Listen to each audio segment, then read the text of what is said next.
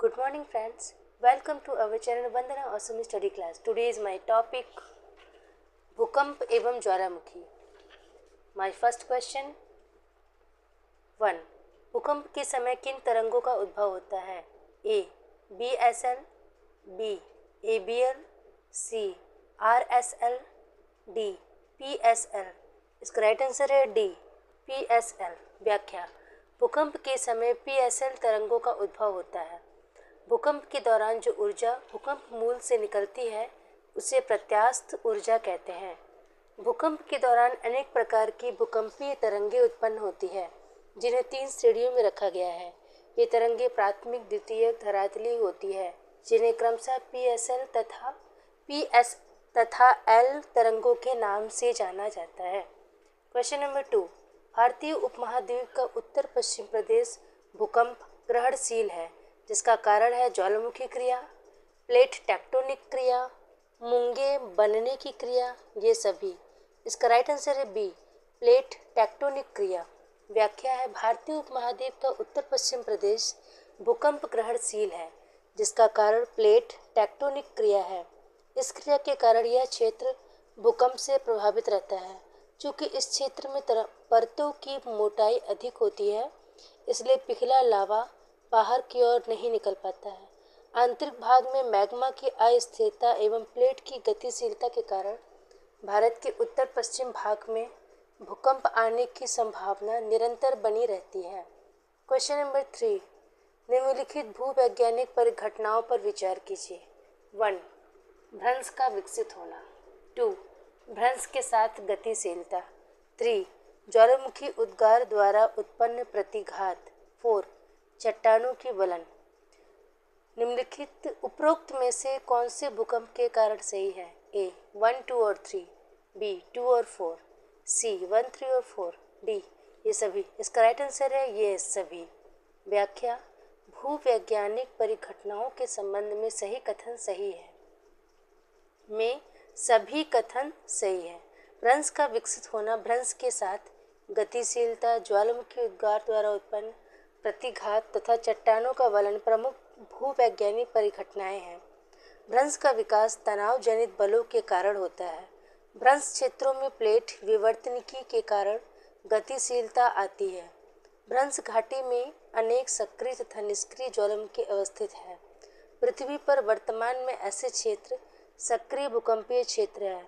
गतिशीलता तथा तनाव जनित बलों के कारण चट्टानों के वलन से वलित पर्वत का निर्माण हुआ है. Question number 4. भूकंपों के प्राथमिक तरंगों के संबंध में निम्नलिखित कथनों में से कौन सा सही नहीं है? A. ये ध्वनि तरंगों जैसी होती है. B. ये केवल ठोस पदार्थों में से होकर गमन कर सकती है. C. ये गैसीय, तरल और ठोस पदार्थों में से होकर गमन करती है. D. ये तेजी से गति करती है और सतह पर सबसे पहले पहुंचती है. इसका राइट आंसर है B. मीन्स बी ही वो ऑप्शन है जो इसमें सही नहीं है. ये केवल ठोस पदार्थों में से होकर गमन कर सकती है, ये सही नहीं है. व्याख्या है भूकंपों की प्राथमिक तरंगों के संबंध में कथन बी सही नहीं है क्योंकि प्राथमिक तरंगें पृथ्वी के अंदर प्रत्येक माध्यम से होकर गमन कर सकती है. इन तरंगों को पी तरंग कहा जाता है. ये तरंगें ध्वनि तरंगों की जैसी होती है. इनका औसत वेग 8 किलोमीटर प्रति सेकंड होता है. इनकी गति सभी तरंगों से अधिक होती है जिससे ये तरंगें किसी भी स्थान पर सबसे पहले पहुंचती है. पृथ्वी से गुजरने के लिए इन तरंगों द्वारा अपनाया गया मार्ग नतोदर होता है. ठोस भाग में इनकी गति अधिक होती है जबकि तरल भाग में इनकी गति कम हो जाती है. Question number 5. भूकंप संबंधी निम्नलिखित कथनों में से कौन सा कथन सही है? नंबर 1.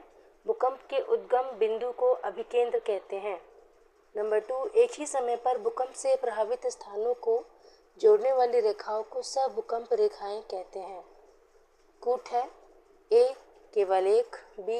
केवल 2, C. 1 और 2, D. न तो 1 और न ही 2. इसका राइट आंसर है B. केवल 2. व्याख्या. भूकंप के संबंध में कथन 2 सही है. एक ही समय पर आने वाले भूकंपीय क्षेत्र को मिलाने वाली रेखा सहभूकंप रेखा कहलाती है. समान भूकंपीय तीव्रता वाले स्थानों को मिलाने वाली रेखा को समभूकंपीय रेखा या भूकंप समाघात रेखा कहते हैं। भूकंप आने के पहले वायुमंडल में रेडॉन गैस की मात्रा में वृद्धि हो जाती है। अतः इस गैस की मात्रा में वृद्धि का होना उस क्षेत्र विशेष में भूकंप आने का संकेत होता है। कथन एक सही नहीं है, क्योंकि भूतल का वह बिंदु जिस स्थान से भूकंपीय तरंगें उत्पन्न होती है उसे भूकंप मूल कहते हैं, तथा वह बिंदु जहां भूकंप तरंगें सर्वप्रथम पहुंचती है उसे अधिकेंद्र या एपिसेंटर कहते हैं। क्वेश्चन नंबर 6, निम्नलिखित में से किस यंत्र का भूकंप तरंगों के मापन के लिए प्रयोग किया जाता है? ए सिस्मोग्राम, बी सिस्मोग्राफ, सी सिस्मोस्कोप, डी सिस्मोमीटर। इसका राइट आंसर है बी सिस्मोग्राफ। सिस्मोग्राफ यंत्र का प्रयोग भूकंपीय तरंगों के मापन के लिए किया जाता है। सिस्मोग्राफ से भूकंपीय तीव्रता की अवधि, आवृत्ति तथा दिशा के बारे में जानकारी प्राप्त की जाती है। इस उपकरण द्वारा पृथ्वी में होने वाली हलचल का ग्राफ बनाया जाता है, जिसे सिस्मोग्राफ कहते हैं। सिस्मोग्राफ के आधार पर भूकंप से निकलने वाली ऊर्जा का पता लगाया जाता है। क्वेश्चन नंबर 7, निम्नलिखित कथनों पर विचार कीजिए। 1, भूकंप लेखी में एस तरंगों से पूर्व पी तरंगें अभिलिखित की जाती है।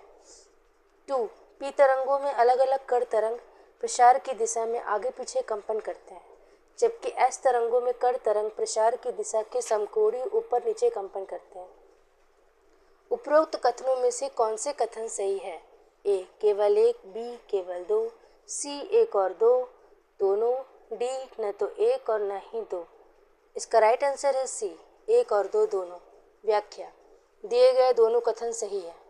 भूकंप के दौरान उत्पन्न लहरों को भूकंपीय लहरें या तरंगे कहा जाता है, जो क्रमशः पी तरंगे, एस तरंगे तथा एल तरंगे होती है। भूकंपीय तरंगों की तीव्रता को सिस्मोग्राफ यंत्र से मापा जाता है। पी तरंगे सर्वाधिक वेग वाली होती है, जिन्हें प्राथमिक तरंगे कहा जाता है। ये भूकंप लेखी में एस तरंगों से पहले अभिलेखित की जाती है। ये ठोस, द्रव तथा गैस तीनों माध्यमों से संचरण में सक्षम होती है। वहीं एस तरंगे अपेक्षाकृत कम वेग वाली होती है। पी तरंगों में अलग अलग कण प्रसार की दिशा में आगे पीछे कंपन करती है, जबकि एस तरंगों में कण तरंग प्रसार की दिशा के समकोणीय ऊपर नीचे कंपन करती है। धरातलीय एल तरंगे अधिकेंद्र पर सबसे बाद में पहुंचती है। ये सर्वाधिक विनाशकारी होती है, इनका वेग सबसे कम होता है, इनका प्रभाव जल और थल दोनों पर होता है। क्वेश्चन नंबर 8, निम्नलिखित कथनों पर विचार कीजिए।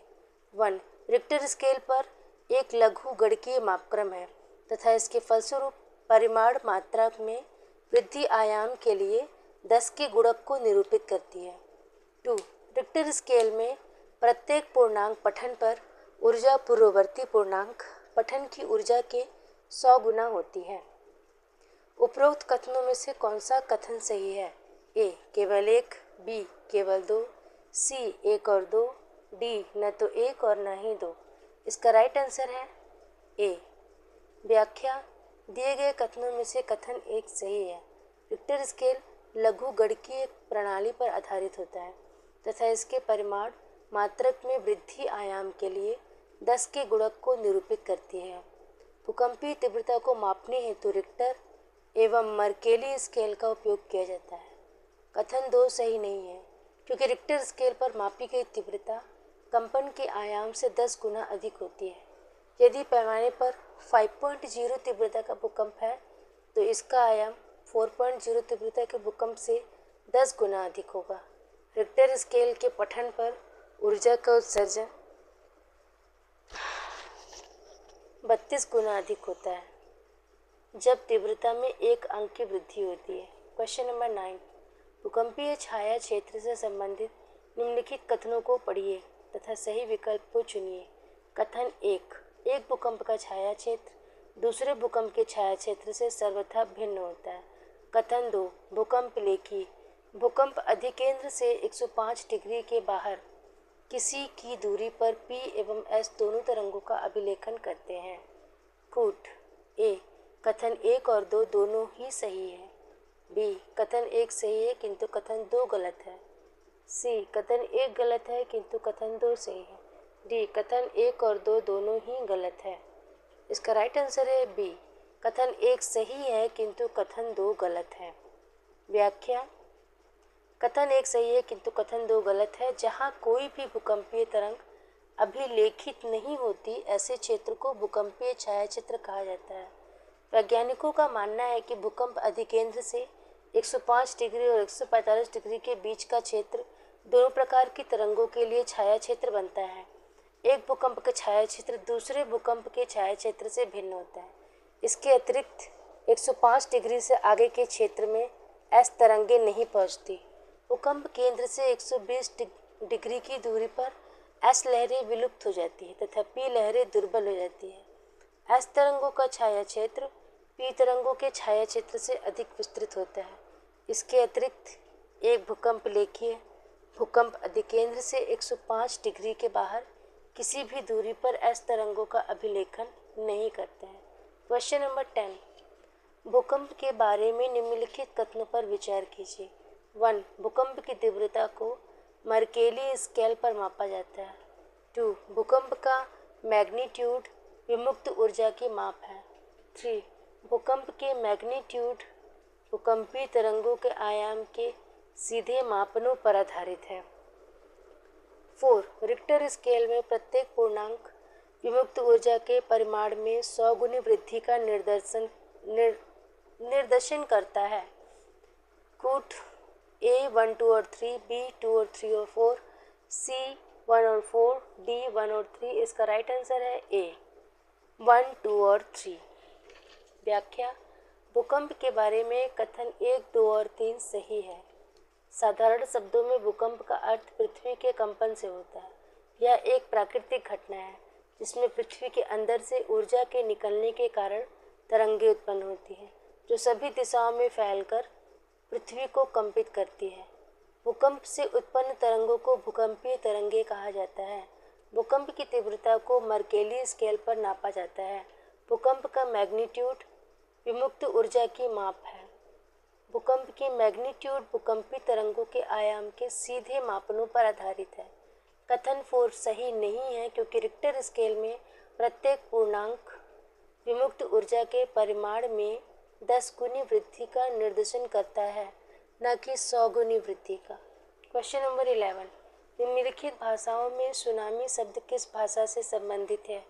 ए अरबी, बी जापानी, सी हिब्रू, डी लैटिन। इसका राइट आंसर है बी जापानी। व्याख्या, सुनामी शब्द जापानी भाषा से संबंधित है। शिवनामी जापानी भाषा का एक शब्द है शिवनामी, जिसका शाब्दिक अर्थ है तट पर आती विशालकाय समुद्री लहरें। इनका ज्वारी तरंगों से कोई संबंध नहीं होता है। समुद्री नीतल पर विवर्तनिक हलचलों के कारण आने वाली तीव्र भूकंप के परिणाम स्वरूप जिन विनाशक समुद्री लहरों की उत्पत्ति होती है उन्हें सुनामी कहते हैं। इन लहरों की गति अपने उत्पत्ति स्थान पर अधिक होती है परंतु ऊंचाई काफ़ी कम होती है, किंतु जैसे जैसे ये तटीय क्षेत्रों की ओर बढ़ती है।